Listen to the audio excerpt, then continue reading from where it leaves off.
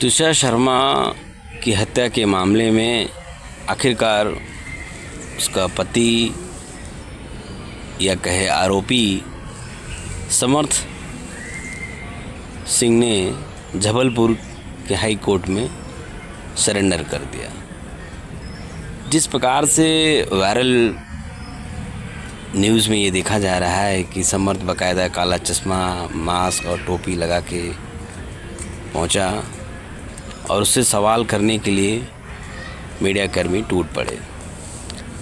इस दौरान काफ़ी गहमागहमी देखी गई। मीडियाकर्मियों ने उनसे सवाल किया कि आखिर उस दिन क्या हुआ था, तुम बताओ, और इतना दिन तक तुम कहाँ छुपे थे, क्यों भाग रहे हो? यदि तुम आरोपी नहीं हो, यदि तुम दोषी नहीं हो, तो तुम्हें छुपने की क्या ज़रूरत? इन पूरे सवालों के बाद भी तुषार शर्मा का पति समर्थ सिंह ने कोई जवाब नहीं दिया और बचते बचाते रहे।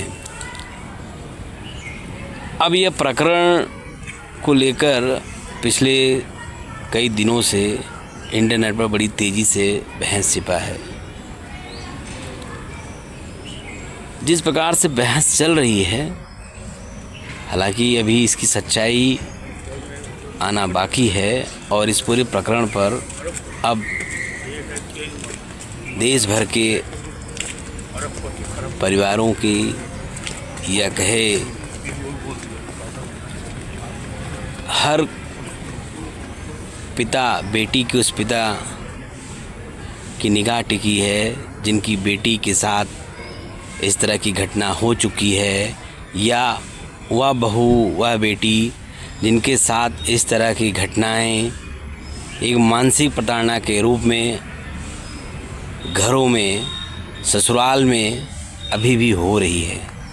लेकिन सब अच्छा हो जाएगा, सब अच्छा हो जाएगा, सब समझ जाएंगे कि एक उम्मीद लेके वह अपना जीवन यापन कर रही हैं। ओवरऑल इस पूरे विषय पे मैं सिर्फ यही कहना चाहता हूँ कि कुछ दिन पहले ही एक पिता ने अपनी बेटी को उसके ससुराल से बड़ी धूमधाम से अपने घर लेके आया था। तब उसके बाद फिर तमाम तरह की बयानबाजी आई कि ऐसा क्यों पिता ने अपनी बेटी का मन बढ़ाया। लेकिन आज तुषार शर्मा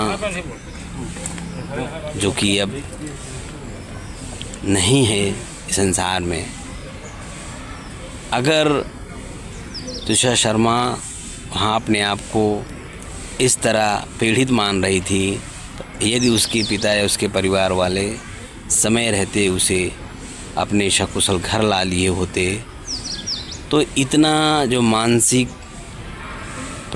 परेशानी और बिटिया का इस संसार से जाना शायद नहीं होता। ठीक अगर मैं ससुराल पक्ष की बात करूं, जो कि एक बड़ा सम्मान परिवार, बड़ा पढ़ा लिखा परिवार, तुषार शर्मा की सास जो कि एक रिटायर जज, पति क्रिमिनल एडवोकेट, मतलब पूरा फैमिली को अगर देखें तो बड़ा पढ़ा लिखा या बड़ा ही वेल एजुकेटेड आज की जो शब्दावली है। लेकिन जिस प्रकार से उनके पूरे परिवार की गतिविधियाँ आए दिन मीडिया या किसी भी सवाल का जवाब झल्ला के देना, कहीं न कहीं उनकी यानी चोर के दाढ़ी में तिनका जैसी बातें प्रतीत हो रही हैं। हालांकि मैं इस मन से किसी पर आरोप नहीं लगा रहा हूँ, क्योंकि कोर्ट और सीबीआई की जांच का यह विषय है। लेकिन दोनों परिवार की जिस तरह से परेशानी कहें या छीछालेदर हो रहा है, ऐसे में मैं तो यही कहना चाहता हूँ इस मंच के माध्यम से कि अगर विचार नहीं मिल रहे हैं तो कोशिश करिए कि बैठ के समझौता हो जाए। समझौता विचार मिलाने का। आपसी एक साथ रहने का, उसके बाद भी नहीं हो रहा है तो दूरियां बना लें। इस तरह से घटनाएं घटने के बाद अपनों को बचाना, पराये की अनदेखी करना या पराये पर दोषी को बताते हुए उस पर विभिन्न तरह के आरोप मढ़ना, जो कि इस संसार में अब नहीं है। उसकी सच्चाई क्या थी, उसके साथ क्या घटना घटी थी, वह बताने वाला या बताने वाली नहीं है। तो ओवरऑल हमें ये ध्यान रखने की ज़रूरत है कि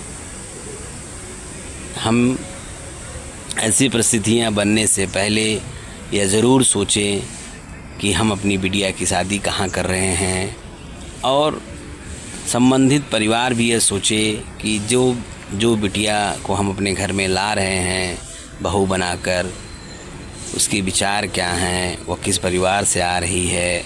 ये सब सारी विषयों पे आप बहुत ही पहले से बातचीत कर लें, क्योंकि यह वक्त नहीं है, अब यह समय नहीं है कि आप किसी भी की विचारधारा को बदलें और अपने तरीके से उसको जीने के लिए मजबूर करें।